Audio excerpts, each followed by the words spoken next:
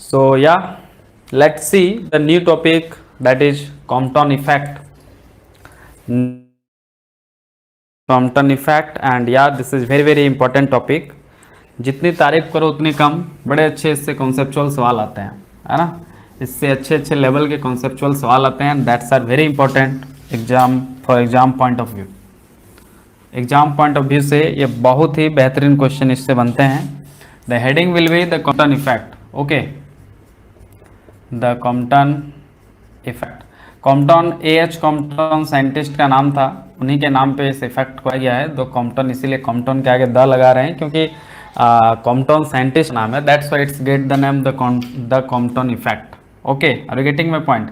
Scientist का क्या नाम था जिन्होंने इस इफेक्ट को पहली बार डिस्कवर किया था, ऑब्जर्व किया था by experimental setup, that is a Compton, A H Compton. इनको इसके लिए नोबेल प्राइज भी मिला था, इस काम के लिए इनको नोबेल प्राइज भी मिला था। और इन्होंने इस काम को क्वांटम थ्योरी के मदद से, क्वांटा थ्योरी जो था मैक्स प्लैंक का और जो आइंस्टीन का, उसी के मदद से इन्होंने ये काम करके दिखाया था। ये इसको सेटिस्फाई करके दिखाया था, जो भी एक्सपेरिमेंटल रिजल्ट आ रहा था उस चीज़ को।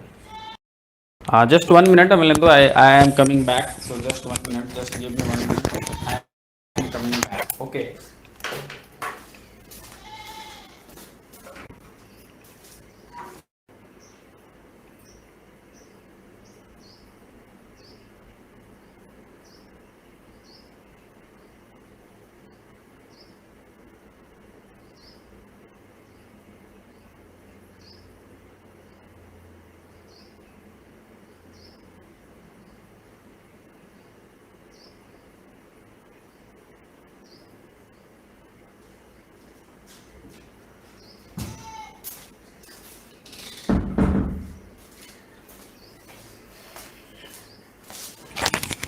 okay, fine.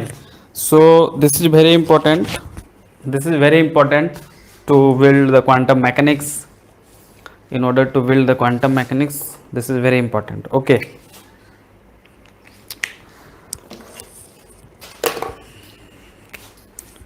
okay, nice.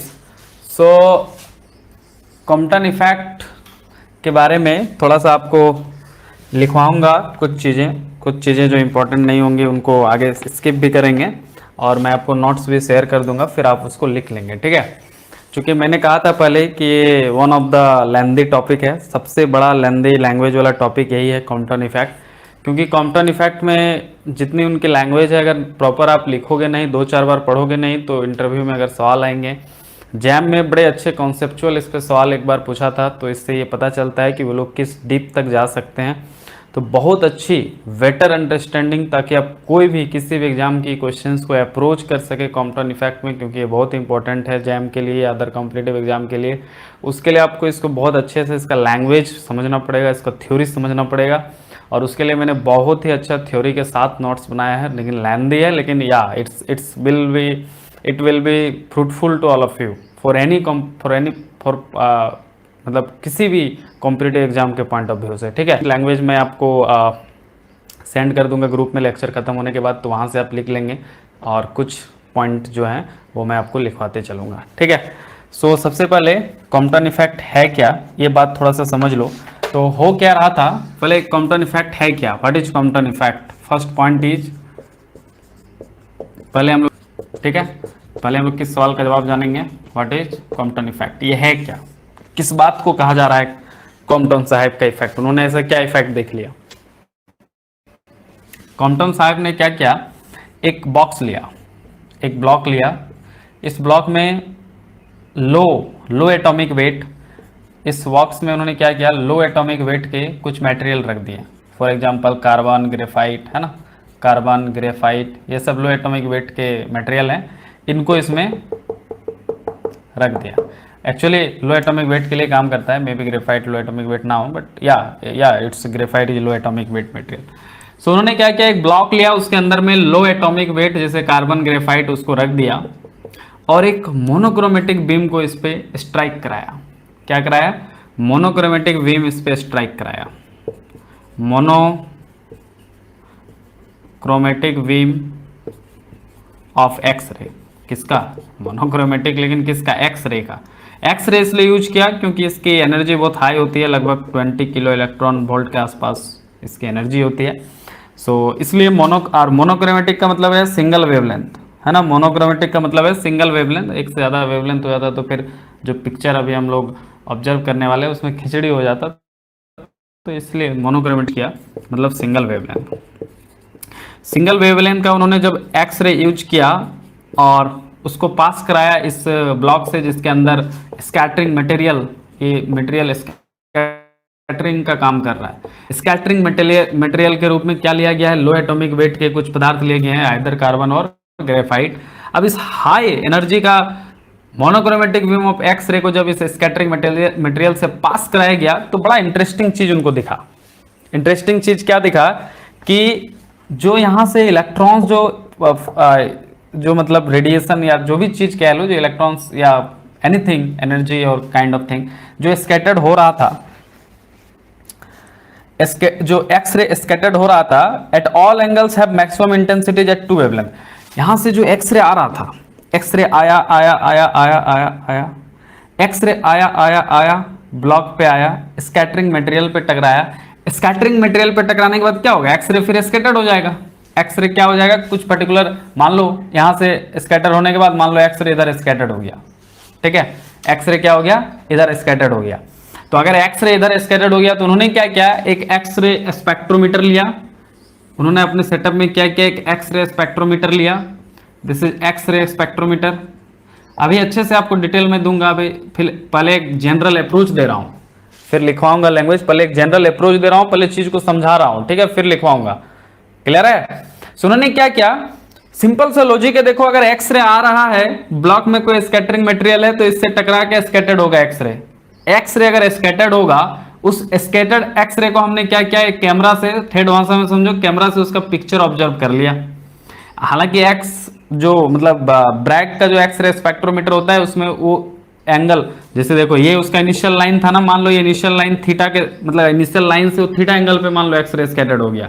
X ray किस एंगल पे स्कैटर्ड हो गया, आ रहा था इस डायरेक्शन में, इनिशियल डायरेक्शन से थीटा एंगल पे अगर स्कैटर्ड हो गया तो एक्स जो हमारा स्पेक्ट्रोमीटर होता है वो क्या करता है कि हमें इंटेंसिटी का ग्राफ दे देता है, इंटेंसिटी का ग्राफ दे देता है थीटा के साथ। थीटा अलग अलग थीटा पे वो हमें क्या करता है, ग्राफ देता है। अलग अलग थीटा पे वो हमें क्या करता है, अलग अलग थीटा वैल्यू के लिए वो हमें अलग अलग ग्राफ देता है, इंटेंसिटी का लैम्डा के साथ कर्व देता है, ठीक है, आई और लैम्डा का कर्व देता है अलग अलग। बड़ा मजेदार बात क्या निकला कि ये एक्सरे जो स्कैटर हो रहा था, ये जो एक्सरे है, ये जो स्कैटर्ड हो रहा था, उसको जब ऑब्जर्व किया गया तो मान लो ये एंगल थीटा 1 है, फिर थीटा 2 एंगल पे ऑब्जर्व किया, फिर मान लो कोई थीटा 3 एंगल पे ऑब्जर्व किया, मान लो कोई थीटा 4 एंगल पे ऑब्जर्व किया, कोई भी एंगल पे थीटा 1, थीटा 2, थीटा 3, थीटा 4, कोई भी एंगल पे जब इसका इंटेंसिटी और वेवलेंथ को ऑब्जर्व कर रहा था,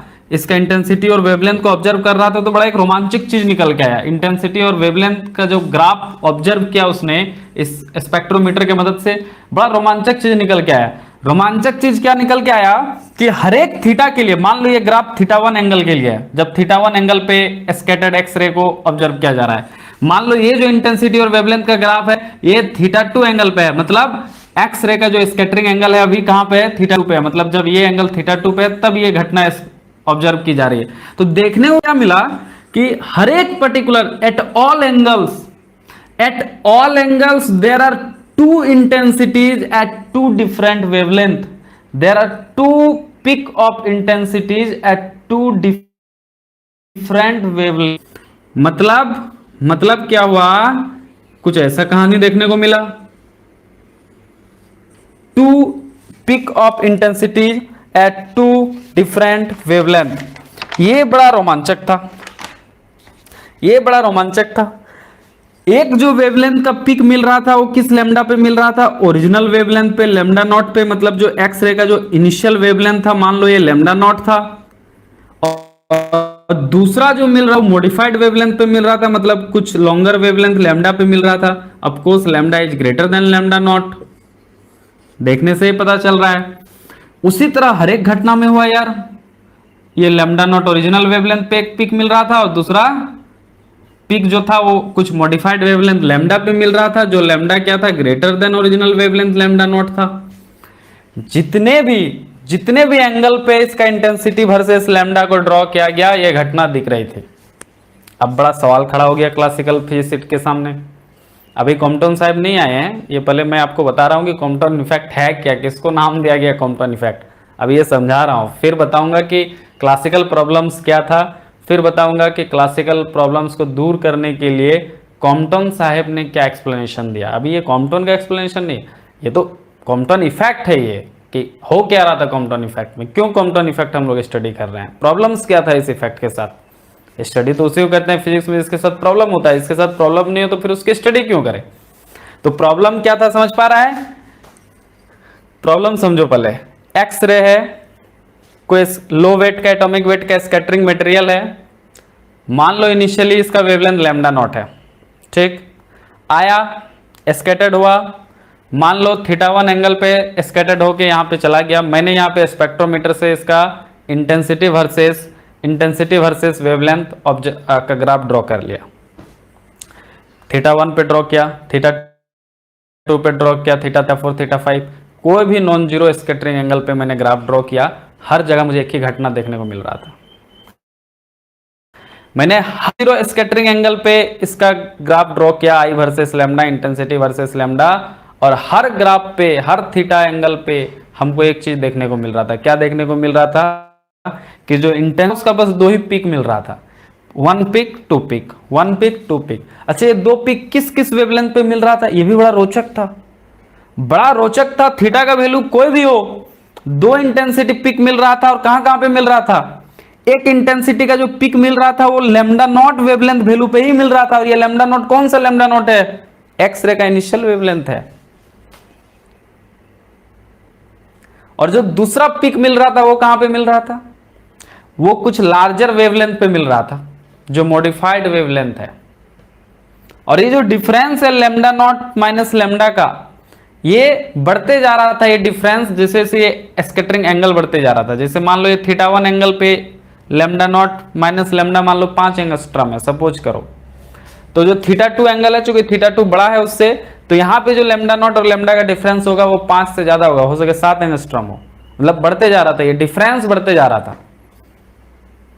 लेकिन कहानी जो है वो प्रॉब्लम यहां पे है कि हर एंगल पे, हर स्कैटर्ड एंगल पे जो हमारा स्कैटर्ड एक्स रे था उसकी इंटेंसिटी की दो पिक मिल रही थी, दो वेवलेंथ पे, एक ओरिजिनल वेवलेंथ पे जो एक्स रे का ओरिजिनल इनिशियल वेवलेंथ था उस पे, और दूसरा कुछ लार्जर मॉडिफाइड वेवलेंथ पे। क्या प्रॉब्लम है भाई।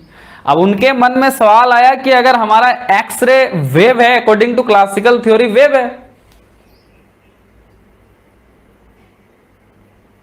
अभी ये सब फालतू बात नहीं करो, अभी फोटोन की हम लोग कहाँ बात किए यार, अभी हम लोग फोटोन की बात कहाँ किए हैं, अभी तुम लोग फोटोन की बात नहीं किए ना, अभी तुम लोग तो क्या यार, तुम लोग भी पूरा पढ़ लो, तो अभी शांति बनाए रखो, मेरी क्लास में शांति बनाए रखो, इसका जवाब मिल जाएगा अभी हम तक 2-3 क्लास फिर हो आराम से अभी, ठीक है। फिलहाल तो मैं प्रॉब्लम समझा रहा हूँ, अभी मैंने सवाल नहीं करने को कहा है, मेरे पहले प्रॉब्लम समझो, प्रॉब्लम क्या था, ठीक है। अभी तुम्हारा सवाल बोला सवाल है, इसका जवाब नहीं, इससे हार्डर सवाल का जवाब मिल जाएगा, पहले कॉम्पटन इफेक्ट पढ़ तो लो हमसे, ठीक है। एनीवे, सो प्रॉब्लम क्या था समझ में आ रहा है। प्रॉब्लम ये खड़ा हो गया कि क्लासिकल मैकेनिक्स क्या बोलता है एक्सरे को, एक्सरे तो ईएम वेव का जो 7 बेटा तुम लोग पढ़े हो, gamma ray, X ray, visible रे, अल्ट्रावायलेट, उसी का तो एक रे है, ये रे मतलब wave according to classical electromagnetic theory. अगर क्लासिकल थ्योरी के अनुसार अगर ये वेव है तो भैया अगर वेव है मतलब कंटिन्यूअस है, इसके पास कंटिन्यूअस एनर्जी है। अगर इसके पास कंटिन्यूअस एनर्जी है तो ये पिक काहे को मिल रहा है, दो को कंटिन्यूअस ना मिलना चाहिए था जी, इंटेंसिटी वर्सेस लैम्डा, पिक तो मिलना नहीं चाहिए था, है पिक मिलना नहीं चाहिए था। ये क्या हो रहा है भाई, ऐसा क्यों हो रहा है। अगर वेव कंटिन्यूअस है तो स्कैटर्ड होके स्पेक्ट्रोमीटर पे जब ऑब्जर्व करेंगे तो काहे का ऐसा पिक मिलेगा, दो पिक, पिक तो नहीं मिलना चाहिए था क्योंकि वेव है, कंटिन्यूअस है। ऐसे ऐसा कैसे हो सकता है कि एक पिक मिला फिर डाउन चला गया, ऐसे आप ऐसा क्या हो रहा है साइनसोइडल बिहेवियर, वो सीधा एक ग्राफ मिलना चाहिए था, आइदर इंक्रीजिंग और डिक्रीजिंग, ऐसा कंटिन्यूअस मिलना चाहिए था, कोई भी कर्व कंटिन्यूअस कर्व मिलना चाहिए था। ये एक्सपेरिमेंटल यार खड़ा कर दिया, प्रॉब्लम खड़ा कर दिया। यहाँ तो डिस्क्रीट दो अलग अलग पिक मिल रहा है, कहीं ना कहीं मतलब ऐसा शो कर रहा है इसे दो अलग अलग पार्टिकल का कुछ फिनोमिना हो रहा है यहाँ पे। और ये गेटिंग माय पॉइंट। सो ये प्रॉब्लम था उस समय जो क्लासिकल थ्योरी था उसके साथ। अब इसी चीज को दूर करने के लिए जब एच कॉम्पटन साहब आए, उन्होंने क्वांटम थ्योरी अप्लाई किया यहां पे। अब जब क्वांटम थ्योरी आया तो वेव नेचर फेल हो गया, वेव नेचर फेल हो गया, पार्टिकल नेचर आ गया। अब जब पार्टिकल नेचर आया तो दो अलग अलग, मान लो θ1 एंगल है, ये θ2 एंगल है। अब θ1 एंगल पे ये कंटिन्यूअस नहीं है, ना ही θ2 एंगल पे कंटिन्यूअस है। ये कब पॉसिबल हो रहा था? जब उन लोग वेव नेचर मान रहा था तब। लेकिन ऐसा तो गलत हो जाएगा, क्योंकि पार्टिकल नेचर ये शो कर रहा है। अलग अलग पीक कभी पॉसिबल नहीं है वेव नेचर पे, फिर कंटिन्यूअस होना चाहिए। एनर्जी का जो भी का वेरिएशन है ये continuous, either increase, it will either increase और decrease. So this is the problem with the classical phenomena. अब इसी को एच कॉम्पटन साहेब आए, उन्होंने क्या माना, जो प्लैंक्स का हम लोगों ने पढ़ा था क्वांटम एनर्जी पैकेट वाला कॉन्सेप्ट, आइंस्टीन और प्लैंक्स का जो क्वांटा वाला कहानी था, उसको अप्लाई किया कि नहीं ऐसा एक काम करते हैं, इस जो मोनोक्रोमेटिक एक्सरे वेवलेंथ है इसको वेव नहीं मानते हैं, इसको फोटॉन्स मानते हैं, Vim of A packet of photons मानते हैं। ऐसा मानते हैं कि मोनोक्रोमेटिक एक्सरे के पास कंटिन्यूअस एनर्जी नहीं है, फोटॉन्स है इसके पास, बहुत सारा डिफरेंट क्या है, पार्टिकल्स है, बहुत सारा एनर्जी का छोटा छोटा पैकेट है, और क्या है ये सब सबके सब फोटॉन्स है। मतलब पार्टिकल ने ऐसा मानते होगा। जब ऐसा मान के एच कॉम्पटन साहब ने जब इसको एक्सप्लेन किया तो ये लगा डिफरेंट एंगल पे ये चीज सेटिस्फाई हो रहा था, ये चीज क्या हो रहा था, सेटिस्फाई हो रहा था। और इसी के लिए नोबेल प्राइज एच कॉम्पटन को मिला था। आइंस्टीन के बाद, मिलिकन्स के बाद नोबेल प्राइज जो मिला था इस काम में, जो हम लोग क्लासिकल से क्वांटम की ओर जो ट्रांजिशन कर रहे हैं इसके काम में, इसके ओरिजिनेशन में, तीसरा नोबेल प्राइज एच कॉम्पटन साहब को मिला था। ठीक है, चलो। So take a screenshot of this. Now we will write some things, I will provide you notes as well. Take a screenshot of this everyone and say yes on comment box.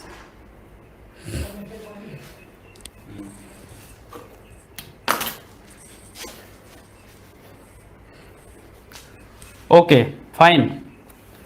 So this is the effect which is not, कि ऐसा क्यों हो रहा है? ये तो बड़ा आश्चर्य बात कि अगर एक मोनोक्रोमेटिक एक्सरे आ रहा है स्पेक्ट्रोमीटर में, अगर अपन ऑब्जर्व कर रहे हैं तो हमें कंटिन्यूअस कुछ मिलना चाहिए था ग्राफ आई वर्सेस लैम्डा का, लेकिन ऐसा नहीं हुआ। दो डिफरेंट पिक मिला, जो तभी संभव है जब एक्सरे क्या होगा, पार्टिकल नेचर का होगा। अब ये पार्टिकल नेचर का उस समय मतलब कहानी था नहीं, कॉन्सेप्ट जस्ट बिल्ड हो रहा था क्वांटम का, कुछ मतभेद चल रहा था उस समय साइंटिस्ट कम्युनिटी में कि हाउ कैन इट पॉसिबल। लोग क्लासिकल वेव थ्योरी में इतना मग्न हो गए थे उस समय, उस एरा में, कि ये बड़ा मतभेद का सवाल था। मतभेद का सवाल इतना खड़ा हुआ कि बोल्ट्जमैन साहब ने सुसाइड कर लिया। अब उस समय जब के, ये आपको मैंने स्टेट मैक में पढ़ाया था entropy, this is the relation versus thermodynamics and state mech. अब इसमें ये जो दिया था बोल्ट्जमैन साहब ने, इस पे लोगों ने इतना विवाद खड़ा किया कि लास्ट में बोल्ट्जमैन साहब सुसाइड कर लिए। और लगभग 10 साल बाद स्टडी में पता चला कि रिलेशन सही था, और इतना सही था कि आज पूरा स्टेट मैक पूरी दुनिया इससे चलती है। तो ये प्रेशर होता है साइंस रिसर्च कम्युनिटी में। अब वो तो बेचारे चले गए। अब उस समय अगर ये आइंस्टीन, और सबसे बड़े इसके विवाद खड़ा करने वाले थे आइंस्टीन, न्यूटन, ये जो बड़े बड़े लोग थे साइंस कम्युनिटी में, वे लोग सबसे बड़े विवादित थे कि how can it possible, how can it possible. और जब ये पॉसिबल हुआ, बेचारे वो तो चले गए, बहुत कम उम्र में सुसाइड कर लिए। वो इतने स्ट्रेस में आ गए थे कि सुसाइड करना पड़ा उनको। तो these are the some problems associated with science research community, we aware. So लिखो, when monochromatic beam of X-rays falls on low atomic weight material, it scattered and at all scattered angle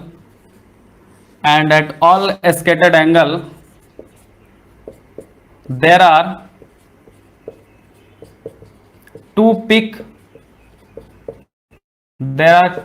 of intensities at two different wavelength,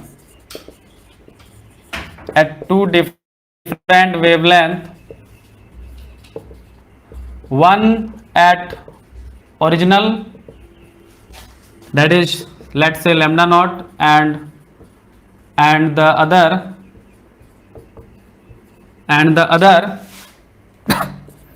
at modified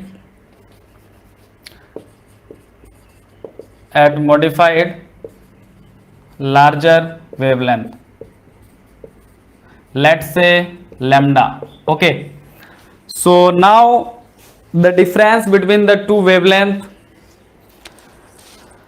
now abhi just we will calculate it, let's see. So this is the problem. How can it possible that at different angle, at any angle, at all angle, there are two peak of intensities at two different wavelength, one at original and other as modified larger wavelength. So this is the problem. The wavelength shift is independent of the wavelength of the incident beam and the scattering material. The wavelength shift किसको बोल रहे हैं? इस चीज को delta lambda is equal to lambda minus lambda naught. ये हमें peak पे क्या मिल रहा है? कुछ ऐसे मिल रहा है ना, एक ओरिजिनल लैम्डा नॉट पे और दूसरा modified minus lambda naught. This is known as wavelength shift delta lambda है. तो ये जो वेवलेंथ शिफ्ट है delta lambda, that is lambda minus lambda naught, it is independent of the wavelength of the initial wavelength of the X-ray as well as the scattering material. The wavelength shift is independent of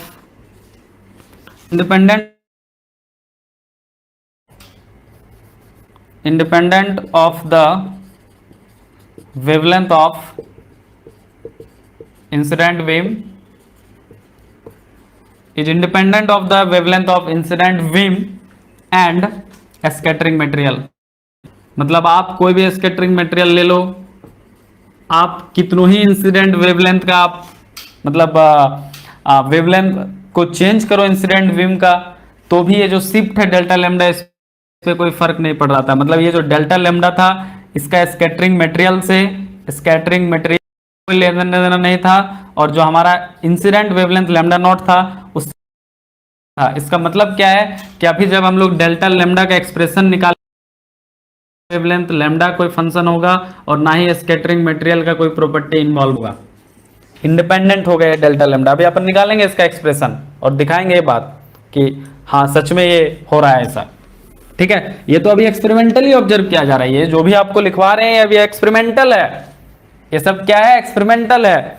अभी आप इसके बाद आपको classical theory बताएंगे, फिर classical theory से बताएंगे कि क्लासिकल थ्योरी से कैसे फेल हो गया है ना. ये तो एक्सपेरिमेंटल डाटा है, जो हो रहा था, जो दिख रहा था, लोग जो ऑब्जर्व कर पा रहे थे, उसकी अभी हम लोग चर्चा कर रहे हैं. जैसे फोटो इलेक्ट्रिक इफेक्ट पढ़ाने का मेरा क्या अप्रोच था कि जो पहले प्रॉब्लम्स था, जो एक्सपेरिमेंटली आंख से ऑब्जर्व हो रहा था मशीन से लैब में, वो पहले अपन पढ़े, फिर उस पर हम लोग क्लासिकल थ्योरी लगाएं, क्लासिकल थ्योरी से देखें कि वो चीज एक्सप्लेन नहीं हो रहा है, फिर आइंस्टीन साहब का क्वांटम थ्योरी लगाएं, फिर देखें उससे सॉल्व हो गया. और सारी चीजें सॉल्व होने के बाद जो रिजल्ट आया क्वांटम थ्योरी से, उससे सारी एक्सपेरिमेंटल बातें प्रूफ हो रही थी. आज भी वही कहानी है. पहले कॉम्पटन इफेक्ट है क्या समझ रहे हैं, प्रॉब्लम्स क्या है इसके साथ, पहले वो समझते हैं क्या क्या हो रहा था उस इफेक्ट में. ये सब एक्सपेरिमेंटली सब दिख रहा था जो अपन लिख रहे हैं, जो लिख रहे हैं independent from scattering material, independent from initial wavelength, ये सब एक्सपेरिमेंटली ऑब्जर्व हो रहा था. ठीक है, क्लासिकल थ्योरी. तब हम लोग नया क्वांटम थ्योरी जो है अपना क्वांटा वाला फोटोन वाला कॉन्सेप्ट, ये तो वेव वाला में फेल हो जाएगा, देखेंगे अभी। फिर फोटोन वाला कॉन्सेप्ट लगाएंगे, फिर देखना उससे जो रिजल्ट्स आएगा वो इन सारे ये जो बात अभी लिख रहे हैं कि जो शिफ्ट है वो इंडिपेंडेंट होगा स्कैटरिंग मटेरियल से, इंडिपेंडेंट होगा इनिशियल वेवलेंथ लैम्डा नॉट से, इन सारे बातों को प्रूव करेगा वो, इन सारे बातों को प्रूव करेगा। समझ पा रहे हो? दो इंटेंसिटी होगा हर एक एंगल के लिए, कोई भी स्कैटरिंग एंगल हो दो इंटेंसिटी मिलेगा, टू डिफरेंट वेवलेंथ, इस बात को भी प्रूव करेगा अभी। लेकिन ये सब बातें कहां पे प्रूफ होती है? क्लासिकल अप्रोच से नहीं, क्वांटम अप्रोच फोटोन वाला अप्रोच लगाते हैं ना, तब जो उससे रिजल्ट आता है थ्योरेटिकली, उससे ये जो एक्सपेरिमेंटल चीजें प्रूफ होती है, इसका मतलब थ्योरी डेवलप हो जाता है, वहीं से कहानी मजा आ जाता है ना, तो फिर वेरीफाई हो जाती है चीजें। फिजिक्स में तो यही होता है कि पहले आंख से देखते हैं कोई चीज, फिर इसको एक्सप्लेन करने के लिए अपना अपना थ्योरी लगाते हैं, जिसका थ्योरी से वो चीजें एक्सप्लेन हो गई, आंख से देखा हुआ चीज एक्सपेरिमेंटल चीज, वो सही थ्योरी हो गया, बाकी गलत हो गया। That's what called physics. So आज भी हम लोग वही काम करने जा रहे हैं। पहले तो अभी समझ रहे हैं, पहला फेज में अभी हम लोग समझ रहे हैं what is Compton effect, problems क्या था, प्रॉब्लम को समझो पहले कि है क्या कॉम्पटन इफेक्ट, क्या प्रॉब्लम था इसके साथ, फिर समझेंगे। अब उसके बाद हम लोग थ्योरी लगाएंगे। हम लोग पास दो थ्योरी है, classical theory, quantum theory. Classical theory लगाएंगे, देखेंगे वो फेल हो जाएगा। फिर लगाएंगे एच कॉम्पटन साहब का क्वांटम एक्शन, और एच कॉम्पटन साहब ने जो क्वांटम एक्सप्लेनेशन दिया, उससे जो रिजल्ट आएगा अभी थ्योरेटिकली कैलकुलेट भी करेंगे, उससे ये सारी जो प्रॉब्लम्स हैं वो सेटिस्फाई होंगी, वो थ्योरी सही हो। इसीलिए उनको नोबेल प्राइज मिला था एच कॉम्पटन साहब को। Getting my point everyone? से यस और नो? मजा आ रहा है? आ रहा है? अगर सबको समझ में मजा आ रहा है कॉम्पटन इफेक्ट पढ़ने में तो से यस और no everyone? Okay, for supporting us, that's really we need. Clear है यहां तक? ये चीजें क्लियर है यहां तक सबको? So this phenomena is called, एक मिनट, इट्स डिपेंड्स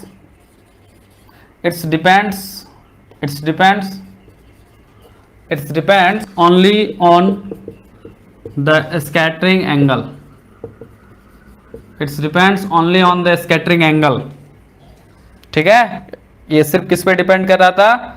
ये called the Compton effect by H. Compton in 1923, who also gave an explanation of it in terms of quantum theory.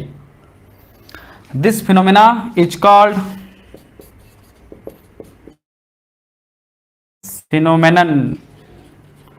called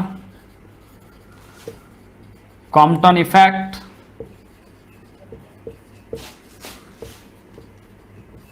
which is given by,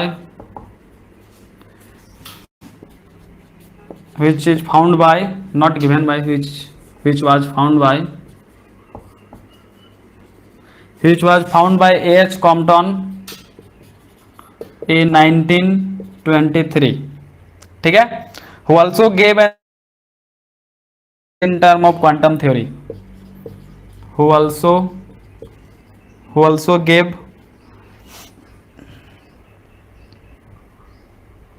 an explanation of it in term of quantum theory, an explanation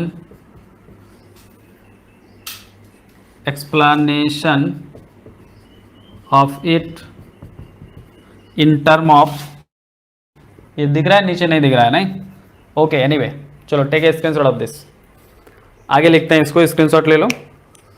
also gave an explanation of it in term of quantum theory। आगे इस word को लिखते हैं, ये screenshot ले लो। ले लिया सबने? ओके,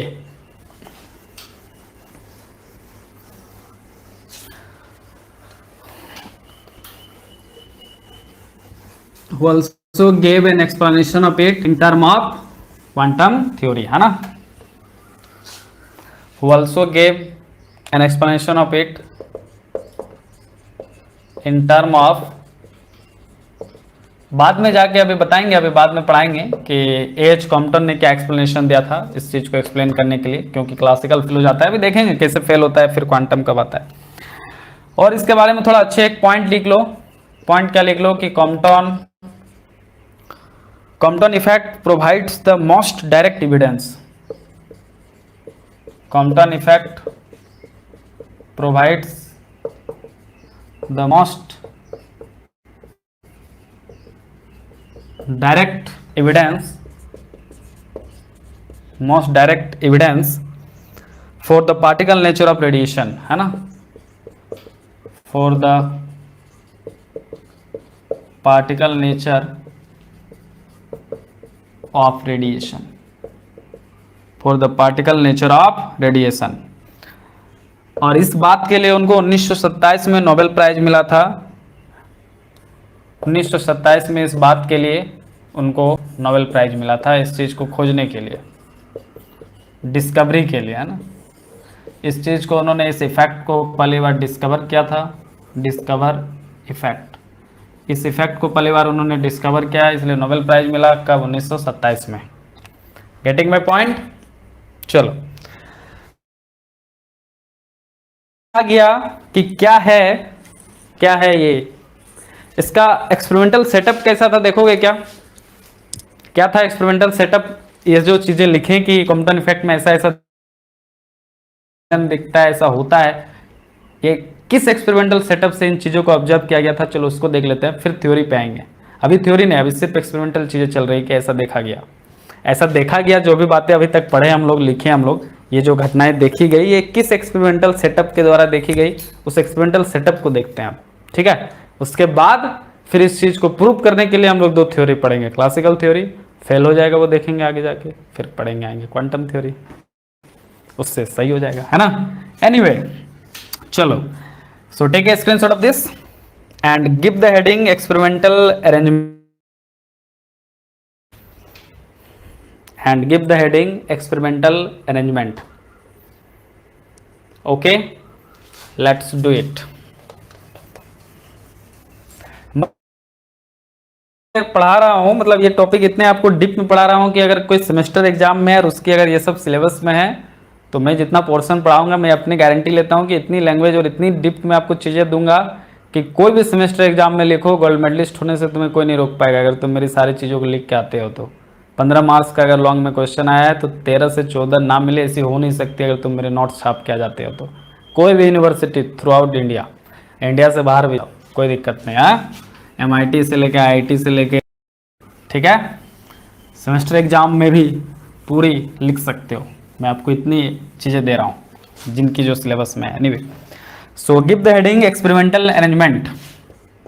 अब देखते हैं कि ये जो चीज़ें अभी हमने लिखी पढ़ी कॉम्पटन के बारे में, ये सब कहाँ से उत्पन्न हो रहा था, कौन सा ऐसा एक्सपेरिमेंट था, मतलब क्या सेटअप था। तो एक्सपेरिमेंटल अरेंजमेंट में उन्होंने क्या किया, अभी मैं इसका आपको लैंग्वेज भेज दूंगा, एक्सपेरिमेंटल का अभी लैंग्वेज मतलब भेज दूंगा। एक्सपेरिमेंटल अरेंजमेंट का अभी मैं आपको लैंग्वेज भेज दूंगा, अभी पेज फोटो खींच के भेज दूंगा, उसमें 2-4 line. shows a symmetric diagram of an experimental arrangement for observing Compton scattering. A monochromatic beam of X-ray of non-wavelength is directed at a block of some, मतलब ठेठ भाषा में आपको समझा देता हूँ कि इसमें हुआ क्या। एक मोनोक्रोमेटिक बीम लिया गया एक्स रे का जिसका वेवलेंथ नॉन था, उसको एक ब्लॉक के तरफ डायरेक्ट किया गया, मतलब भेजा गया, ठीक है। स्कैटर्ड एक्स रे था, उसको रिसीव्ड किया गया by a Bragg law, by a Bragg X spectrometer to measure their wavelength and intensity, okay, and the spectrometer can rotate about the scattering target so that measurement different angle। मतलब ऐसा हुआ कि एक source of monochromatic x ray लिया गया। सबसे पहले क्या किया, देखो, एक सोर्स ऑफ मोनोक्रोमेटिक एक्सरे लिया गया, ठीक है, this is what, source of monochromatic X-rays, ठीक है। इस सोर्स ऑफ मोनोक्रोमेटिक एक्सरेज से एक्सरे निकला, इसको यहाँ पे कॉलीमेट किया गया। तुम जानते हो कि कॉलीमेटर क्यों लगाते हैं, बीम को सीधा एक पर्टिकुलर डायरेक्शन में भेजने के लिए, ताकि वो स्कैटर्ड ना हो, इसलिए कॉलीमेटर यूज करते हैं ताकि उसको एक पर्टिकुलर डायरेक्शन में भेजे, ठीक है। तो कॉलीमेटर लगाया, लगाने के बाद आगे क्या मिला, इसको एक स्कैटरिंग मटेरियल मिला, एक ब्लॉक मिला। इस ब्लॉक में क्या है, स्कैटरिंग मटेरियल है। अभी उन्होंने जो स्कैटरिंग मटेरियल यूज किया था वो ग्रेफाइट था, उन्होंने क्या यूज किया था, as a scattering material graphite use किया था, ठीक है। ये एक ब्लॉक है, इसके अंदर स्कैटरिंग मटेरियल है जो ग्रेफाइट है। अब यहाँ से आएगा तो 2 कहानी हो सकता है, एक्सरे या तो डायरेक्ट निकल जाए कुछ बिना स्कैटर्ड हुए, कुछ एक्सरेज कुछ पर्टिकुलर एंगल पे स्कैटर्ड हो जाएंगे। Let's say this angle is theta. ऐसा मान लें कि थीटा एंगल पे कुछ एक्स रे स्कैटर्ड हो गया और कुछ सीधा चला गया, ठीक है। ये अनस्कैटर्ड एक्स रे है, ये जो एक्स रे है ये अनस्कैटर्ड एक्स रे है, ये अनस्कैटर्ड मतलब बिना स्कैटर्ड हुए ये सब एक्स रे जो सीधा चला गया, और ये सब क्या है, स्कैटर्ड एक्स रेज है, ठीक है। अब इनको क्या किया गया, एक ब्रैग स्पेक्ट्रोमीटर से इस चीज को ऑब्जर्व किया गया। This is what Bragg spectrometer, Bragg's X-ray spectrometer. ये एक मशीन है, आप लोग तो अभी नहीं देखे हो, मैंने देखा है, मेरे लैब में है भी, है ना। सो ब्रैग मैंने इसको चलाया भी है, मेरे एजर पुणे में है भी मेरे लैब में, क्योंकि मेरा काम भी कहीं ना कहीं बिना मेरा काम इसके शुरुआत नहीं होता है ब्रैग स्पेक्ट्रोमीटर के, कंडेंस मैटर फिजिक्स, है ना। एनीवे, सो ब्रैग एक्सरे स्पेक्ट्रोमीटर से जब इस स्कैटर्ड एक्सरे को ऑब्जर्व किया गया, ये करता क्या है ना, इससे हम लोग अभी क्या किए कि जो हमारा स्कैटर्ड एक्सरे है उसका वेवलेंथ और इंटेंसिटी ये मेजर कर देता है, ठीक है। लैम्डा और आई, इंटेंसिटी और वेवलेंथ, जो ये स्कैटर्ड एक्सरे जो रिसीव होगा यहाँ पे, उसका वेवलेंथ और इंटेंसिटी का वो ग्राफ दे देगा, मतलब इंटेंसिटी वेवलेंथ का वो ग्राफ दे देगा, ठीक है, कैसे वेरी कर रहा है। और मान लेते हैं कि जो इनिशियल हमारा एक्सरे है उसका इनिशियल वेवलेंथ लैम्डा नॉट है, मान लेते हैं। तो स्कैटर्ड होने के बाद वेवलेंथ कितना हो जाएगा, मान लेते हैं लैम्डा हो जाएगा, ऐसा मान लेते हैं। तो उस वेवलेंथ लैम्डा को और जो इंटेंसिटी आई है उसका वो ग्राफ दे देगा। लेकिन ये आई और ये लैम्डा किसका, ये लैम्डा स्कैटर्ड एक्सरे का है, समझ पा रहे हो, क्लियर है ये चीज। और ये जो ब्रैग एक्सरे स्पेक्ट्रोमीटर है, इसको मैंने मतलब रोटेट करने के लिए फ्री रखा है, ताकि ये रोटेट कर सके यहाँ से यहाँ तक, मतलब इसलिए ताकि जो ऑब्जर्वेशन लिया गया एक एंगल, पर्टिकुलर एंगल थीटा पे, मान लो से सपोज ये एंगल अभी 45 है, तो क्या तुम्हें 45 डिग्री का एक पर्टिकुलर एंगल पे लगे थ्योरी दे दोगे, नहीं ना। थ्योरी देने के लिए तो तुम्हें उसको जनरल बनाना पड़ेगा, जनरलाइज करना पड़ेगा। तो उन्होंने क्या किया, अलग अलग एंगल पे चेक किया, बहुत सारे एंगल पे चेक किया, लेकिन सारे एंगल पे कहानी वही हो रहा था। सारे एंगल पे कहानी क्या हो रहा था कि 2 पिक मिल रहा था। लेकिन हाँ, डिफरेंस ये था कि ये जो सेपरेशन था लैम्डा डेल्टा लैम्डा का जो शिफ्ट था, ये इंक्रीज कर रहा था जैसे जैसे थीटा इंक्रीज कर रहा था। ये एक प्रॉब्लम, मतलब ये एक अच्छी बात थी, ये एक बस अंतर था, अच्छी बात नहीं, अंतर डिफरेंस यही था कि जैसे जैसे ये स्कैटरिंग एंगल बढ़ रहा था, ये जो शिफ्ट है ये इंक्रीज कर रहा था। बाकी कहानी सेम हो रही थी कि 2 पिक मिल रही थी, एक पिक ओरिजिनल वेवलेंथ पे और दूसरा एक पर्टिकुलर दूसरा लॉन्गर वेवलेंथ पे। एक ओरिजिनल वेवलेंथ पे फिर थीटा बढ़ा दिया, फिर वही ग्राफ मिला, एक ओरिजिनल वेवलेंथ पे पिक और एक अब थोड़ा सा इंक्रीज वेवलेंथ पे पिक। मान लो ओरिजिनल वेवलेंथ 5 एंगस्ट्रम, ये मान लो पहला जब मान लो थीटा था मान लो 7 डिग्री, तो मान लो ये 8 एंगस्ट्रम पे मिला दूसरा वेवलेंथ, ठीक है, पिक दूसरा पिक 8 एंगस्ट्रम पे मिला। अब जब हम थीटा को बढ़ा के कर दिया 18 डिग्री, तो हुआ क्या, एक पिक तो सेम जितना ओरिजिनल उसका वेवलेंथ था, अगर 5 एंगस्ट्रम, तो हमेशा जो एक पहला वाला पिक है वो 5 एंगस्ट्रम पे ही वेवलेंथ पे मिल रहा था, जो इसका ओरिजिनल वेवलेंथ लैम्डा नॉट था उसी पे मिल रहा था, से लैम्डा नॉट इज 5 एंगस्ट्रम।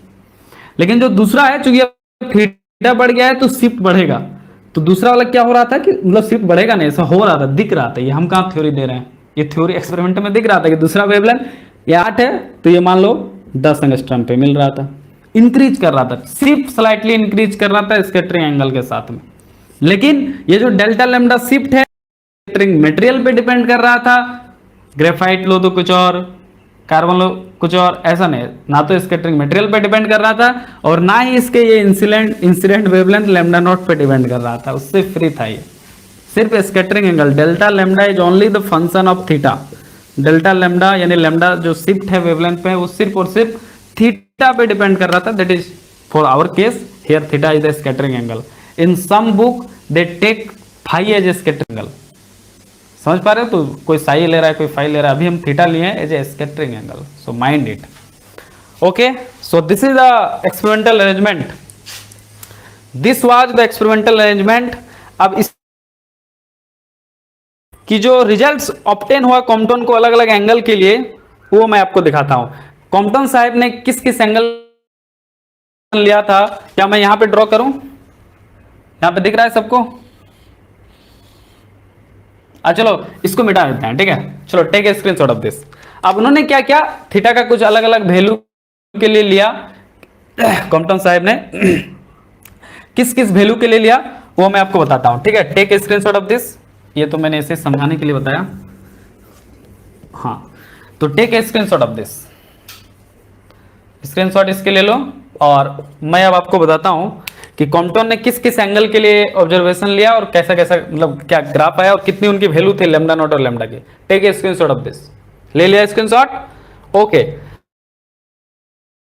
इस एक्सपेरिमेंटल अरेंजमेंट के दौरान कॉम्पटन साहब ने जो ड्रॉ किया ग्राफ, वो किस किस एंगल के लिए किया देखो। उन्होंने थीटा इक्वल टू 0, 45, 90 और 135, theta equal to 0, theta equal to 90, theta 45, 90 degree और 135 डिग्री, ये 4 एंगल के लिए उन्होंने ग्राफ ड्रॉ किया। अब जब थीटा 0 डिग्री है, थीटा जब 0 डिग्री का केस होगा तो 0 डिग्री मतलब क्या, अभी तो कहानी देखा तुम, ये स्कैटर्ड एक्सरे था, ये थीटा, अगर थीटा 0 डिग्री हो मतलब कोई स्कैटरिंग नहीं हो रहा है, सीधा का सीधा भाग जा रहा है, सब अनएक्सकैटर्ड। तो जब अगर स्कैटरिंग हो ही नहीं रहा है तो फिर एक ही पीक मिलेगा, 2 पीक मिलने का कोई मतलब नहीं है। एक ही पीक मिल रहा था जो किस वेवलेंथ, इंसिडेंट एक्सरे का लैम्डा नॉट पे, ठीक है, एक ही पीक मिल रहा पे पीक मिल रहा था, ठीक है, इंटेंसिटी का। जब थीटा इक्वल, अब थीटा का वैल्यू 0 ने अब कुछ वैल्यू लेते हैं से 45 डिग्री उन्होंने लिया ऐसा, तो 45 डिग्री पे उनको पीक मिला, 2 पीक मिला, क्योंकि अब चूंकि स्कैटर्ड। तो यहां पे इंटेंसिटी वर्सेस लैम्डा का उन्होंने जब ग्राफ ड्रॉ किया तो उनको 2 पीक मिला। और ये पीक जो था पहला वाला वो लैम्डा नॉट पे ही था, जैसा कि आपको कहानी बता चुके हैं क्वांटम इफेक्ट का। एक पीक हमेशा लैम्डा नॉट पे मिलता है ओरिजिनल वेवलेंथ पे, इंटेंसिटी का मैक्सिमम पीक, और दूसरा जो इंटेंसिटी का मैक्सिमम पीक है वो कुछ दूसरा वेवलेंथ से लैम्डा 1 पे मिला, क्योंकि सबके लिए अलग अलग होगा ये लैम्डा, इस केस में हमारे लैम्डा 1 पे मिला। और ये जो डिफरेंस था ये 0.007 एंगस्ट्रम का था, ये जो डिफरेंस है दोनों वेवलेंथ के बीच, जिसको डेल्टा लैम्डा कहते हैं, ये था 0.007 एंगस्ट्रम। देख रहे हो कितना छोटा है, अभी तुमको ग्राफ में इतना बड़ा करके दिखाएं, हकीकत में कुछ ऐसे दिखेगा, नहीं कुछ ऐसे दिखेगा, कुछ ऐसे दिखेगा, this is 1 peak and this is another peak, है ना, और भी इससे भी छोटा होगा। समझ रहे हो कितना खतरनाक टाइप का ग्राफ आता है, तुमको तो इतना बड़ा बड़ा दिखा रहे हैं, यहाँ तुम्हारी चूंकि छोटी छोटी आंखें हैं तो मैंने थोड़ी बड़ी बड़ी ड्रॉइंग कर दी। 90 डिग्री पे जो डिफरेंस आ रहा था वो 0.024 एंगस्ट्रम आ रहा था। 90 पे किया तो फिर से वही कहानी हुआ, लैम्डा वर्सेस इंटेंसिटी, फिर से वही कहानी हुआ, एक पिक दूसरा पिक, पहला पिक लैम्डा नॉट पे मिल रहा था, मान लो ये दूसरा पिक कोई लैम्डा 2 पे मिला, और इनकी जो डिफरेंस थी डेल्टा लैम्डा ये 0.024 एंगस्ट्रम थी, मतलब बढ़ते जा रहा था। देखो डिफरेंस यहाँ पे 0 है, इस केस में डेल्टा लैम्डा 0 है, समझ पा रहे ना। नहीं नहीं, डेल्टा लैम्डा 0 कैसे होगा, हाँ मतलब है ही नहीं, यहाँ पे कोई शिफ्ट नहीं है, ठीक है, यहाँ पे शिफ्ट है, यहाँ यस यहाँ पे कोई शिफ्ट नहीं है वेवलेंथ में, यहाँ पे शिफ्ट है इतना, वहाँ पे देखो बढ़ गया, थीटा के साथ शिफ्ट बढ़ गया स्कैटरिंग एंगल के साथ। 135 डिग्री का केस में और भी शिफ्ट बढ़ गया,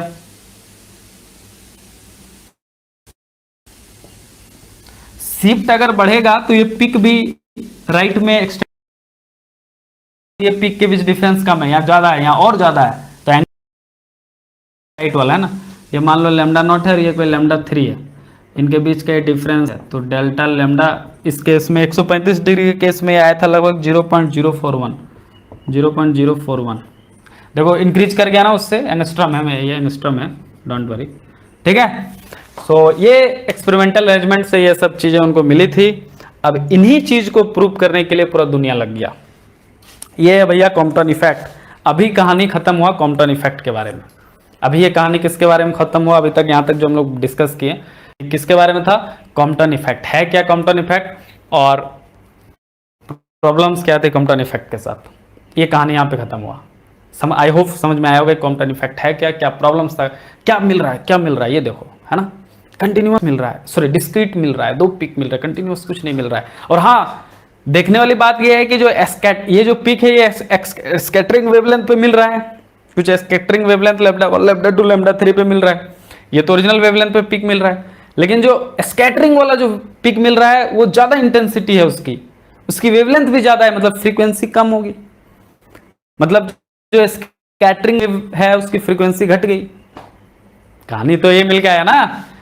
अगर हमारे पास जो सेकेंड पिक मिल रहा है स्कैटरिंग वेव का, जो सेकेंड पिक मिल रहा है, मतलब ये तो पिक मिल रहा है हमको ओरिजिनल वेवलेंथ पे, मतलब जो स्कैटरिंग हो रहा है उसका इनिशियली वेवलेंथ लैम्डा नॉट है, धीरे धीरे उसका वेवलेंथ बढ़ते बढ़ते एक ऐसा समय आया कि जो उसका फाइनल वेवलेंथ है वो एक बढ़ा हुआ वेवलेंथ है, जिसके कारण इंटेंसिटी तो ज्यादा हो गया, लेकिन of course wavelength is inversely proportional to frequency. इसका मतलब जो स्कैटर्ड एक्स रे उसकी फ्रीक्वेंसी बाद में घट गई।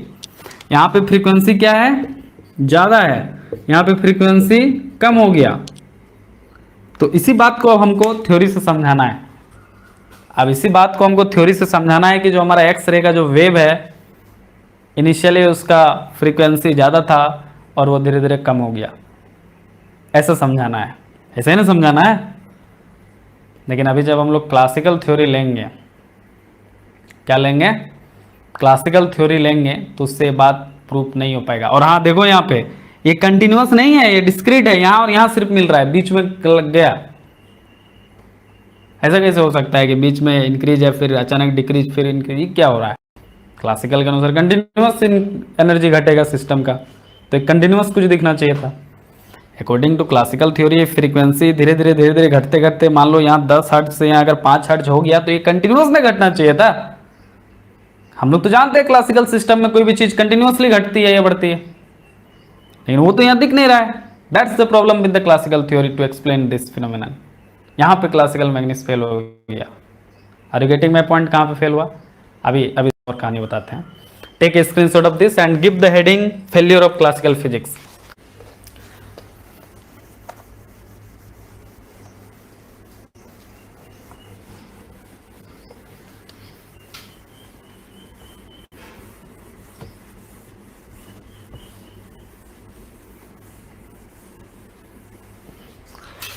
So give the heading failure of classical physics.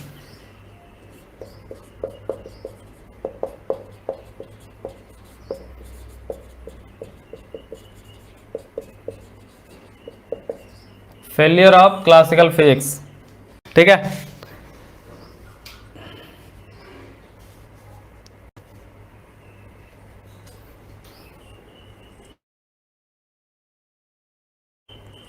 ठीक है, so let us try to understand this phenomenon on the basis of classical electromagnetic theory।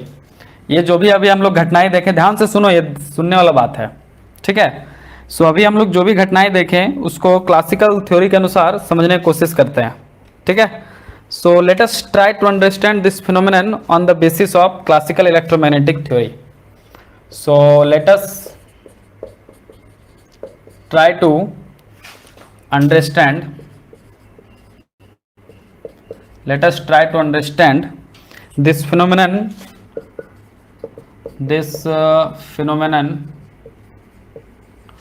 on the basis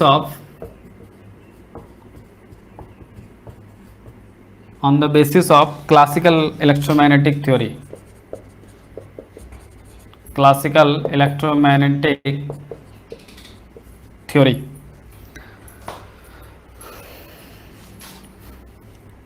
ठीक है, अभी जितने भी हम लोग कहानी पढ़े सुने, ओ माय गॉड ये क्या हो रहा है, मेरा कैमरा ये तो अपने आप मोशन कर रहा है, रिलेटिव मोशन कर रहा है। 1 minute just catch.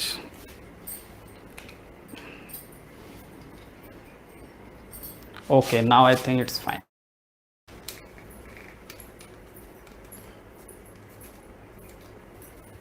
Okay, yeah, so let's see, sorry for disturbing you guys। so failure of classical physics क्या था, classical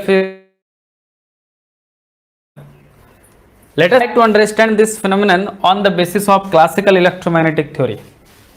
अब क्लासिकल इलेक्ट्रोमैग्नेटिक थ्योरी जो था बहुत ही उसकी प्रचम थी, अलग उसकी अपनी ताकत थी उस समय, उस जमाने में क्लासिकल इलेक्ट्रोमैग्नेटिक थ्योरी की। वो कैसे इसको एक्सप्लेन नहीं कर पाया, उस फिजिक्स को जानते हैं।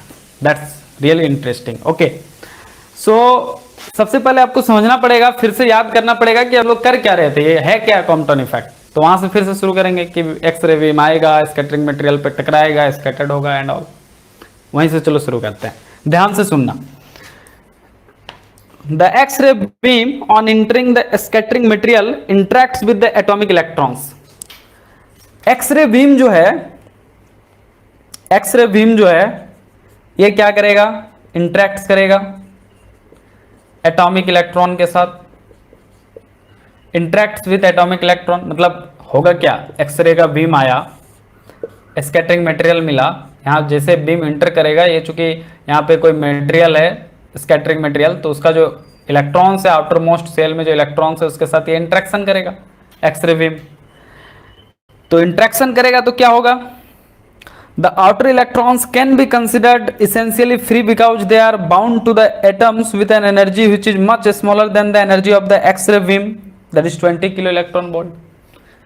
हमारे जो आउटर सेल में जो इलेक्ट्रॉन्स होंगे, ये जो स्कैटरिंग मटेरियल है इसके साथ बहुत कम उनकी बाइंडिंग एनर्जी होगी। Binding energy is very less with the nucleus, E binding मतलब इतनी कम होती है कि 20 किलो इलेक्ट्रॉन वोल्ट से कम होती है। और जो हमारा एक्सरे है उसका जो बीम जो है एक्सरे बीम, वो इसकी लगभग एनर्जी जो आ रही है एक्सरे बीम उसकी लगभग एनर्जी है, एक्सरे बीम की बहुत हाई एनर्जी होती है, this is approximately 20 kilo electron volt and the binding energy is in few electron volt. You know, तुमको मालूम है कि ग्राउंड स्टेट होता है 6, दैट इज बाइंडिंग एनर्जी। इतना एनर्जी चाहिए रिलीज करने के लिए आउटर मोस्ट सेल से इलेक्ट्रॉन को। और ये 20,000 किलो इलेक्ट्रॉन वोल्ट मतलब 20,000 इलेक्ट्रॉन वोल्ट, और ये कहाँ कुछ फ्यू इलेक्ट्रॉन वोल्ट्स होते हैं, very less binding energy outermost shell का न्यूक्लियस के साथ, तो बहुत छोटा है। तो अगर बहुत छोटा है तब तो एक्सरे को ऐसा फील होगा कि जो आउटर मोस्ट सेल वाला इलेक्ट्रॉन है वो तो ऐसे फ्री है, मतलब इसको बहुत कुछ मेहनत नहीं करना पड़ेगा। इसके नजर में जो आउटर मोस्ट सेल का इलेक्ट्रॉन है वो ऑटोमेटिक मतलब लगभग वो फ्री है निकलने के लिए। के साथ इंट्रैक्शन हो रहा है, एक्सरे बीम अंदर घुस चुका है। हम लोग फिजिक्स समझने की कोशिश कर रहे हैं कि क्लासिकल कैसे फेल हुआ, तो उसके लिए तो जानना पड़ेगा कि अंदर में हो क्या रहा है, फ्री है। क्यों, कहानी समझाएं आपको, क्योंकि एनर्जी डिफरेंस बहुत ज्यादा है एक्सरे बीम का और इलेक्ट्रॉन का बाइंडिंग एनर्जी। अब इसके बाद the electric field associated with the X-ray अपार्ट्स exerts a force on these electrons and makes them oscillate simple harmonically with the frequency of X-rays। अब एक्सरे है, इसकी बहुत हाई अगर एनर्जी है तो इसकी इलेक्ट्रिक, इसके एक्सरे को अभी क्लासिकली क्या माना गया है, वेव ये क्लासिकली माना गया है ना, तो क्लासिकली इसको वेव माना गया है। वेव है तो इसके साथ इलेक्ट्रिक फील्ड एसोसिएटेड है। अब इसकी अगर एनर्जी बहुत हाई है तो इसके फोटो इलेक्ट्रिक इफेक्ट के केस में पढ़े थे, half C epsilon naught E naught square. मतलब इलेक्ट्रिक फील्ड पे intensity is what, power unit area, and power is what, energy per unit time। so energy per unit time per unit area is intensity, और देख रहे हो intensity is directly proportional to energy and intensity is directly proportional to electric field square। so x-ray की अगर according to classical theory, अभी तो वे भी हम लोग बात करना है, अभी पार्टिकल बात नहीं कर सकते, अपन क्लासिकल फेल्यूर पढ़ रहे हैं। अगर एक्सरे की बहुत हाई एनर्जी है मतलब बहुत हाई इंटेंसिटी है, मतलब बहुत हाई इसकी इलेक्ट्रिक फील्ड होगी, और ये इलेक्ट्रिक फील्ड जैसे इंटर करेगा एक्सरे, इसकी जो इलेक्ट्रिक फील्ड है वेव की, वो इन इलेक्ट्रॉन्स पे क्या लगाएगा, फोर्स लगाएगा। We all know that F equal to, यहाँ पे Q चार्ज, इलेक्ट्रॉन का चार्ज होगा आपको। तो ये जो इलेक्ट्रिक फील्ड है जैसे इंटर करेगा, इनके एनर्जी, इलेक्ट्रॉन ऑसिलेशन स्टार्ट कर देगा हार्मोनिकली। मतलब इनिशियली जैसे एनर्जी पड़ा, यानी ऐसे समझो कि तुम यहाँ पे खड़ा हो, तूफान आ रहा है, तो तूफान ऐसा तो नहीं होता कि अचानक आए तुमको उड़ा के ले गया।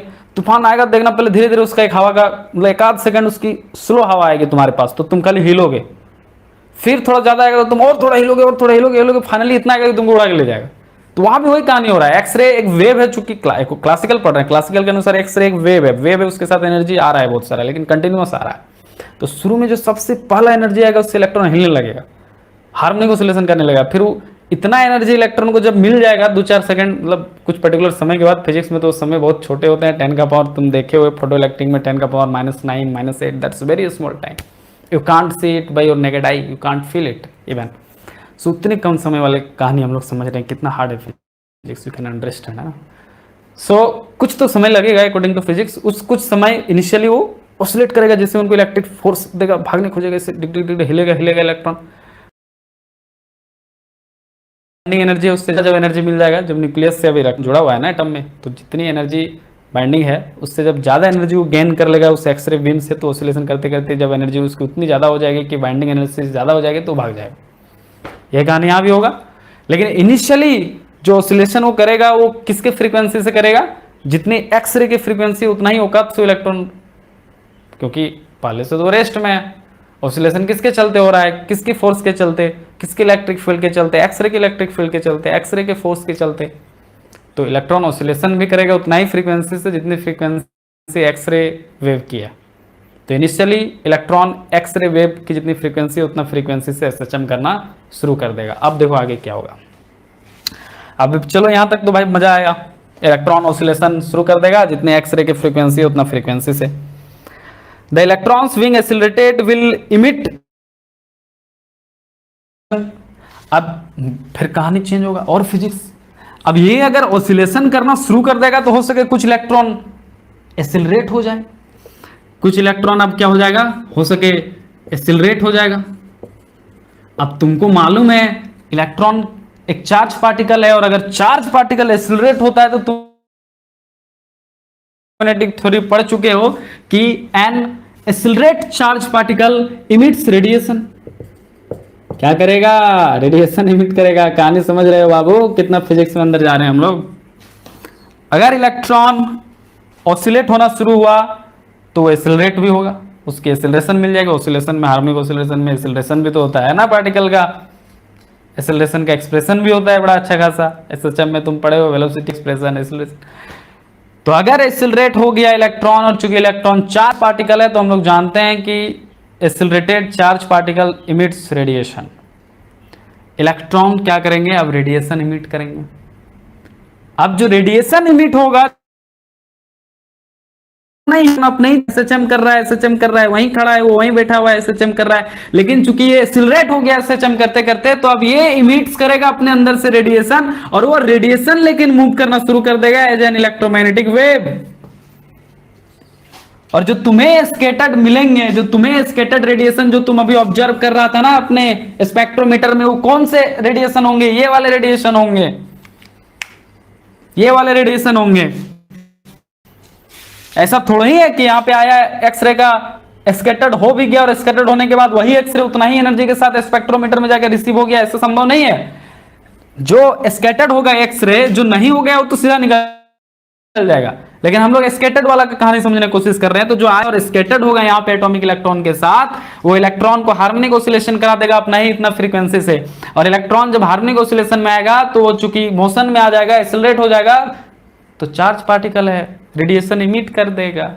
और वो जो रेडिएशन है वो मूव करके तुमको मिलेगा स्पेक्ट्रोमीटर में एज ए स्कैटरिंग। अभी जो कह रहे थे ना स्कैटरिंग एक्सरे, तो ये भी तो रेडिएशन है, एक्सरे भी एक रेडिएशन है। ये स्कैटरिंग एक्सरे रेडिएशन तुम्हें मिलेगा वहां पे, जो इलेक्ट्रॉन से रेडिएशन इमिट होगा वो वाला। अब कहानी ये समझने का है कि अभी तक तो कहानी बड़ा मजा है कि जितना एक्सरे का फ्रीक्वेंसी उतना ही फ्रीक्वेंसी से इलेक्ट्रॉन भी ऑसिलेट कर रहा है। लेकिन कहानी में ट्विस्ट यहां पे आएगा कि क्या जितना इलेक्ट्रॉन जितना फ्रीक्वेंसी से ऑसिलेट कर रहा है, यानी जितना एक्सरे का जितना फ्रीक्वेंसी है, क्या इससे निकलने वाला रेडिएशन भी उतना ही फ्रीक्वेंसी से वहां रिसीव हो जाएगा, या फिर उस रेडिएशन का वहां जाते जाते कुछ फ्रीक्वेंसी घटेगा या बढ़ेगा। ये कहानी समझने वाला बात है। Are you getting my point? Physics समझ में आ रहा है क्या बोलना चाह रहे हैं? आई होप समझ में आ रहा होगा। आगे आगे सुनो कहानी, है ना। The initial frequency of this radiation will be equal to that of the incident X-ray. हाँ, और ये सही बात है कि जो इनिशियल मतलब जो सबसे पहला, मतलब इनिशियली जब वो इमिट होगा इलेक्ट्रॉन से रेडिएशन, तो उसकी जो फ्रीक्वेंसी होगी इनिशियली लगभग एक्सरे के बराबर होगी। मतलब जितना इलेक्ट्रॉन का, मतलब इनिशियली इलेक्ट्रॉन भी उतना ही फ्रीक्वेंसी से ऑसिलेट कर रहा है जितना एक्सरे का फ्रीक्वेंसी है। तो इनिशियली जो इलेक्ट्रॉन से रेडिएशन भी निकलेंगे उनकी भी फ्रीक्वेंसी लगभग एक्सरे की फ्रीक्वेंसी के बराबर होगी। इनिशियली फ्रीक्वेंसी लगभग सेम होगी, किसकी, एक्सरे की, इलेक्ट्रॉन की, एज वेल एज रेडिएशन की। तीनों की इनिशियली जो फ्रीक्वेंसी है वो लगभग सेम होगी। इनिशियली वर्ड को ध्यान दो, initially not every time. Okay, अब देखो, अब कहानी मजा आएगा। The X-ray beam also impart some momentum to the electron which then recoils in the direction of propagation of the beam as the electron moves away from the source of the X-ray, it sees a lower frequency due to Doppler effect. अब क्या मतलब theory क्या बोल रहा है कि ये तो स्कैटरिंग वाला इलेक्ट्रॉन का कहानी हो गया। अब वो कह रहा है कि कुछ ऐसे भी इलेक्ट्रॉन्स होंगे जिसको एक्स इंपार्ट कर रहा होगा और वो बीम के ही डायरेक्शन में रिक्वाइल हो जा रहे होंगे। समझ पा रहे हो क्या कह रहा है कि कुछ ऐसे भी इलेक्ट्रॉन्स होंगे, ये तो ऐसे वाले पार्टी हैं, कुछ ऐसे भी इलेक्ट्रॉन्स होंगे जिसको एक्सरे बीम सीधा मोमेंटम दे रहा है और वो बीम के ही डायरेक्शन में रिक्वाइल हो जा रहे होंगे। तो अगर बीम के ही डायरेक्शन में रिक्वाइल हो जा रहे होंगे मतलब वो सोर्स से दूर जा रहे होंगे। अगर सोर्स से दूर जा रहे होंगे तो अकॉर्डिंग टू डॉपलर इफेक्ट उनकी जो फ्रीक्वेंसी है वो स्मॉलर दिखनी चाहिए, हमें कम दिखनी चाहिए ना उनकी frequency according to Doppler effect. Source से तुम दूर जा रहे हो तो तुम्हारी फ्रीक्वेंसी हमें घटती हुई दिखेगी। तो ये भी कहानी यहां दिखने को मिलेगा। कुछ इलेक्ट्रॉन जो सीधा बीम के डायरेक्शन में रिक्वाइल हो जाएंगे मोमेंटम लेके, वो चूंकि सोर्स से दूर जा रहे हैं तो उनकी फ्रीक्वेंसी हमें घटती हुई दिखेगी अकॉर्डिंग टू डॉपलर इफेक्ट। तब तक डॉपलर इफेक्ट आ चुका अप्रोच है। हाँ चलो ये भी मान लिया भाई, कहानी सुनो अभी, ये भी मान लो ठीक है भाई ऐसा होगा, हाँ हो सकता है, वेरी नाइस। आगे क्या, आगे सुनो। The electron then emits radiation of this lower frequency. The frequency will decrease continuously till the electron has attained its final speed after scattering the entire beam. Thus, classically, the wavelength of a scattered X-ray should have a continuous range of values, which is contrary to experimental observation. Yeah, that's nice. That's the point.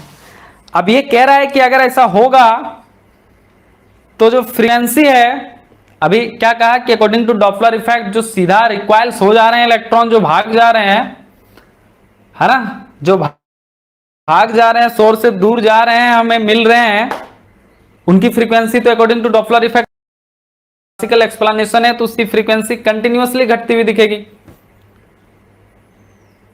तो हमें जो pick मिलना चाहिए था वो continuous मिलना चाहिए था रादर डिस्क्रीट। ये तो फिर कॉन्ट्राडिक्टरी हो गया ना to the experimental observation. Experimental observation ऐसा कोई हमें कंटिन्यूअस ग्राफ नहीं मिला। एक्सपेरिमेंटल ऑब्जर्वेशन है हमें कोई ऐसा कंटिन्यूअस कर्व ग्राफ नहीं मिला। एक्सपेरिमेंटली हमें पिक मिला और पिक कंटिन्यूटी को नहीं हुआ, कंटिन्यूटी हो गया। तो क्लासिकल थ्योरी तो भाई एक्सप्लेन नहीं कर पाया, क्योंकि क्लासिकली एनर्जी फ्रीक्वेंसी देखा ना अभी डॉपलर इफेक्ट के अनुसार सोर्स से जब वो दूर जा रहा है रेडिएशन, तो जब वो स्पेक्ट्रोमीटर में जाकर रिसीव होगा तो उसकी फ्रीक्वेंसी ग्रेजुअली कंटिन्यूअसली डिक्रीज होगी। बात को ध्यान दो, कंटिन्यूअसली डिक्रीज होगी। तो एक कंटिन्यूअसली कुछ कंटिन्यूअस पिक दिखना चाहिए था इंटेंसिटी वर्सेस लैम्डा में, लेकिन ऐसा हुआ नहीं। स्पेक्ट्रोमीटर तो कुछ और रिकॉर्ड कर रहा था, वो तो कुछ और ग्राफ दे रहा था। कुछ तो लोचा है, क्लासिकल लोग फेल हो गया। ये उनकी क्लासिकल थ्योरी सही है, वो जो कह रहे हैं अपनी क्लासिकल थ्योरी के अनुसार सही कर रहे हैं, क्योंकि वो एक्चुअली प्रॉब्लम इस कि वो लोग वेव मान के सब बातें कर रहे हैं। अभी वेव मान के वो सभी इतनी डिटेल दे रहे हैं, और इस वेव मान के इनकी जो कहानी सुनी हमने अभी, इससे ग्राफ तो कंटिन्यूअस आ रहा है लेकिन एक्सपेरिमेंटली डिस्क्रीट आ रहा है, पिक आ रहा है। पिक आ रहा है मतलब कंटिन्यूअस नहीं है, डिसकंटिन्यूअस है। तो यहाँ पे फेल हो गया क्लासिकल मैकेनिक्स। अगर यहाँ पे फेल हो गया क्लासिकल मैकेनिक्स तो अब हमें ज़रूरत है कुछ और मैकेनिक्स की। तो उस समय उन दिनों 1920-22 की कहानी है। उन दिनों 1920-22 नहीं, हाँ मतलब वही 25-26 की कहानी, 1925-26-22-24 की कहानी है। उन दिनों चूँकि आइंस्टीन साहब फोटो इलेक्ट्रिक में अपनी वो क्वांटा वाला अप्रोच लेके कि नहीं भैया जो वेव है उसके साथ फोटोन जुड़ा हुआ है, वो पार्टिकल नेचर का है, उसके साथ अलग अलग एनर्जी पैकेट, इसकी एनर्जी h न्यू है। ये जो मैक्स प्लैंक्स का आइडिया था क्वांटा वाला, फोटोन वाला, उसको लेके आइंस्टीन, फोटोन, मैक्स प्लैंक बहुत फेमस हो चुके थे उस समय तक। कुछ कुछ चीज़ों को उन्होंने सही प्रूव कर दिया था इस मेथड से। तो A.H. कॉम्पटन तुरंत दिमाग लगा लिया, बोला अच्छा एक काम करते हैं, तुरंत आइडिया छुड़ाया, बोला अरे ये तो आइंस्टीन एक्सप्लेन किया था फोटोन मान के, लगाते हैं हम भी दिमाग। लगा दिया खटक से दिमाग, बोला हम भी एक काम करते हैं, मानते, क्या दिक्कत है मानने में। वो भी तुरंत फोटोन वाला दिमाग लगा दिया, मैक्स प्लैंक और आइंस्टीन वाला आइडिया। जब तक उन लोग सोचता तब तक ये इधर भीतर घर में काम कर रहा है। एच कॉम्पटन चतुर आदमी था, उन लोगों को जब तक सोचने का मौका मिलता तब तक इधर एच कॉम्पटन बोला अच्छा ये जो मतलब नया जो इन लोग का लॉजिक आया है फोटोन वाला, इससे साला बहुत कुछ प्रॉब्लम सुलझ जा रहा है, क्या पता हमरो प्रॉब्लम सुलझ जाए। वो लगा दिया आइडिया इधर। और अभी पढ़ेंगे इसके बाद उसी का एक्सप्लेनेशन पढ़ेंगे कि उन्होंने फोटोन मान के ये एच न्यू एनर्जी फेनर्जी वाला कॉन्सेप्ट मान के एकदम बतिया प्रूफ कर दिया भाई थ्योरेटिकली। तो बड़े चतुर आदमी थे एच कॉम्पटन, तुरंत लगा दिए फोटोन वाला आइडिया। और वही आगे जाके अभी डिस्क्रीट डिफरेंट एनर्जी लेवल वाला कॉन्सेप्ट जिसको अपन क्वांटम मैकेनिक्स बोलते हैं, है ना, वो अब बिल्ड होते जा रहा है क्वांटम मैकेनिक्स। अब बहुत सारे प्रॉब्लम्स जो अनसुलझे हुए थे वो सुलझ रहे थे धीरे धीरे इस क्वांटा वाला फोटोन वाला अप्रोच से, यानी पार्टिकल नेचर वाला अप्रोच से। क्योंकि इससे पहले लोग इलेक्ट्रोमैग्नेटिक वेव को सिर्फ वेव मान रहे थे, वो बात मानने को तैयार ही नहीं थे कि पार्टिकल नेचर भी हो सकता है लाइट के पास। लेकिन ये कुछ फोटो इलेक्ट्रिक से जब आइंस्टीन ने बात वेरीफाई कर दिया पार्टिकल नेचर मान के, एच कॉम्पटन ने जब 1932 या 27 में कॉम्पटन इफेक्ट को सक्सेसफुली वेरीफाइड कर दिया, प्रूव कर दिया पार्टिकल नेचर मान के, फोटोन नेचर मान के, तो धीरे धीरे जो अब ये पार्टिकल नेचर वाला जो पल रहा था मतलब जो पल्ला था वो भारी पड़ते जा रहा था। वो जो बुजुर्ग थे ना जो क्लासिकल से बाहर जाना ही नहीं चाहते थे, वेव नेचर से बाहर, उनकी फटती जा रही थी अब, क्योंकि बहुत अनसुलझे चीज़ सुलझ रहे थे अब इस फोटोन वाले आइडिया से। तो बड़ा मज़ा आया, वो एक मतलब रिवोल्यूशन वाला टाइम था साइंस कम्युनिटी के लिए, क्योंकि ये बड़ा आश्चर्य वाला बात है। सोचो अभी अगर तुम्हें पता चला कि तेरे घर से रोज़ तुम जहाँ सोते हो जिस बेड से उसी से 2 बेड रोज़ रात को 3 बजे सांप निकल के, उसी बेड से 2 सांप निकल के भागते हैं, तुमने कभी आज तक देखा नहीं। मैं अगर कोई कहे कि हमने कल ऑब्जर्व किया था तेरे बेड से 4 दिन लगातार ऑब्जर्व किया 4 सांप निकले, तो तेरे लिए मानना कितना इम्पॉसिबल होगा यार, हम तो 4 दिन सोए हमें काटा नहीं कुछ नहीं निकल, तो तुम कितना तो पगला जाएगा, समझ रहा है ना। वैसे ही उस समय लोग पगला गया था। फिर जब तुम्हें भी वो दिखा देगा तो तुम्हें प्रूफ हो जाएगा, धीरे धीरे तुम बोलोगे ना ना ऐसा हो नहीं सकता है, फिर वो तुमको दिखाएगा 4-5 दिन ऑब्जर्वेशन करा के, कुछ चीज़ें प्रूफ करके दिखा देगा, तब बोलेगा अरे सच में हो रहा है, तब फिर तुम्हारी आंखें खुलेंगी, फिर तुम मान जाओगे। उस समय साइंस कम्युनिटी में भी यही हो रहा था। जैसा अपन पड़ोसी में झगड़ा होता है ना, साइंस कम्युनिटी में वैसे ही झगड़ा चलता है। जब तुम रिसर्च में आओगे तब इस दुनिया के बारे में जानोगे कि एक देश दूसरे देश के लिए मतलब साइंटिस्ट के भी गोली वोली मार देते हैं लोग, मार पीटा, मतलब वहाँ भी पूरा झगड़ा वाला काम सिनेरियो चलता है ना। तो ये सब सीखोगे अभी आओगे इस फील्ड में, तो ज़्यादा बड़ा साइंटिस्ट बन गए तो उठा लेगा तुम्हें, हाँ। चलो एनीवे, आई होप कि मज़ा आ रहा होगा क्लासिकल फिजिक्स जान के। इसके पास अभी हम इसका पेज खींच के आपको पूरा भेज देंगे कॉम्पटन इफेक्ट का, आप चाहें तो आप नोट्स बना सकते हैं। मैं आपको अभी 3-4 पेज फ़ोटो खींच के भेज दूंगा, और कल हम लोग पढ़ेंगे कॉम्पटन्स एक्सप्लेनेशन। और लास्ट, अब हमारे पास लास्ट बचा है, स्क्रीनशॉट ले लिया ना, ले लो स्क्रीनशॉट, नहीं लिया तो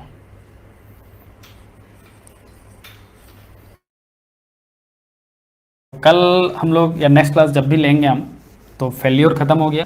अब हम लोग क्या पढ़ेंगे, सक्सेस ऑफ कॉम्पटन इफेक्ट, है सक्सेस ऑफ क्वांटम। तो अब कॉम्पटन्स का एक्सप्लेनेशन उन्होंने क्या मान के इसको एक्सप्लेन किया, फोटोन मान के एक्सप्लेन किया। और फोटोन मान के जब एक्सप्लेन किया कॉम्पटन साहब ने, तो ये चीज़ें सही में मतलब प्रूफ हो गई, एक्सपेरिमेंटल डाटा से चीज़ें मैच कर गई और थ्योरी डेवलप हो गया। सो नेक्स्ट क्लास हम लोग पढ़ेंगे, जब भी होगा नेक्स्ट क्लास, कॉम्पटन एक्सप्लेनेशन पढ़ेंगे। क्या पढ़ेंगे, कॉम्पटन एक्सप्लेनेशन, कॉम्पटन साहब की जो एक्सप्लेनेशन थी उसको पढ़ेंगे। और उसमें वही फोटोन मान लेंगे, एक फोटोन है, एनर्जी एच न्यू में आया, इलेक्ट्रॉन को कुछ एनर्जी दिया, फोटॉन्स खुद ही स्कैटर्ड हो गए, कुछ इलेक्ट्रॉन्स रिक्वाइल्स हो गए अलग डायरेक्शन में, ऐसा कहानी मान के फिर जो क्लास 11 में conservation of energy, conservation of linear momentum पढ़े हैं ना, एक्स डायरेक्शन में, वाई डायरेक्शन में, ये सब को लगाएंगे, energy conservation, linear momentum conservation, और कुछ इक्वेशंस आएंगे, डेल्टा लेमडा यानी शिफ्ट इन जो एनर्जी है, शिफ्ट इन वेवलेंथ जो है डेल्टा लेमडा, उसको कैलकुलेट कर लेंगे हम लोग कॉन्सेप्ट से। और वो जो फॉर्मूला कॉन्सेप्ट से शिफ्ट वेवलेंथ निकालेंगे तो हम लोग देखेंगे कि वो सिर्फ और सिर्फ स्कैटरिंग एंगल पे ही डिपेंड कर रहा है, ना तो इंसिडेंट वेवलेंथ पे एक्सरे का, और ना ही स्कैटरिंग मटेरियल की किसी अदर प्रॉपर्टी पे। वो सिर्फ और सिर्फ किस पे डिपेंड करेगा, स्कैटरिंग एंगल पे, और जो चीज़ें एक्सपेरिमेंटली आई थी वो वेरीफाई होती है वहाँ पे।